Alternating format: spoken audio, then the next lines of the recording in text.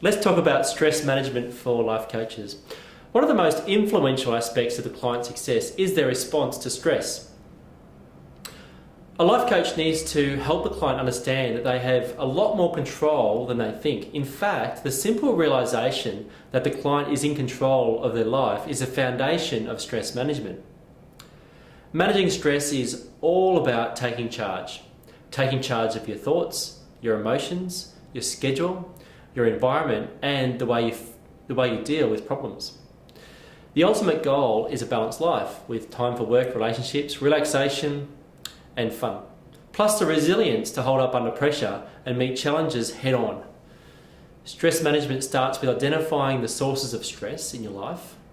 This isn't as easy as it sounds. Your true sources of stress aren't always obvious, and it is all too easy to overlook your own stress-inducing thoughts, feelings, and behaviours. Sure, you may know that you're constantly worried about work deadlines, but maybe it's your procrastination rather than the actual job demands that leads to a deadline stress. To identify your true sources of stress, look closely at the habits, attitude, and excuses. Do you explain away stress as temporary? For example, I just have a million things going on right now, even though you can't remember the last time you took a deep breath or a break. Do you define stress as an integral part of your work or home life? Things are always crazy around here. Or as a part of your personality? For example, I've got a lot of nervous energy, that's all. Do you blame the stress on other people or outside events? Or view it as entirely normal or unexceptional? Until you accept responsibility for the role you play in creating or maintaining it, your stress level will remain outside your control. Think about the ways you currently manage and cope with stress in your life. Your stress journal can help you identify them. Are your coping strategies healthy or unhealthy? Helpful or unproductive?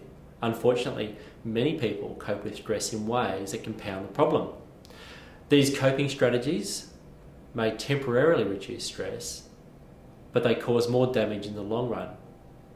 Smoking, drinking too much, overeating, undereating, zoning out for hours in front of the television, computer, withdrawing from friends, family, and other activities, using pills or drugs to relax, sleeping too much, procrastinating, filling up every minute of the day to avoid facing problems, taking out your stress on others, lashing out, angry outbursts, physical violence. If your methods of coping with stress aren't contributing to the greater emotional and physical health, it's time to find healthier ones.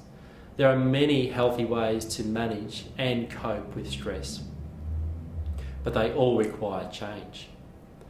You can either change the situation or change your reaction. When deciding which option to choose, it is helpful to think of the 4 A's: avoid, alter, adapt, or accept. Since everyone has a unique response to stress, there is no one-size-fits-all solution to managing it. No single method works for everyone or in every situation. So experiment with the different techniques and strategies focused on what makes you feel calm and in control.